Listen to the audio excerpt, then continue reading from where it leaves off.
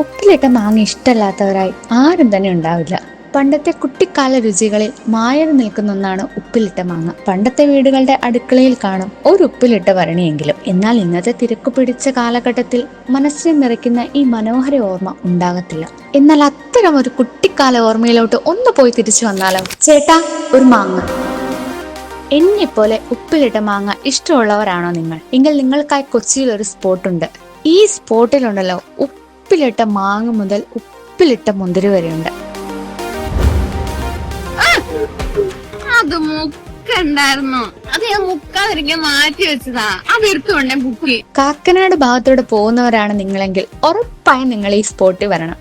ഈ സ്പോട്ടിൽ വന്നില്ലെങ്കിൽ നിങ്ങൾക്ക് ഉറപ്പായും ഈ ചാൻസ് മിസ്സാവും.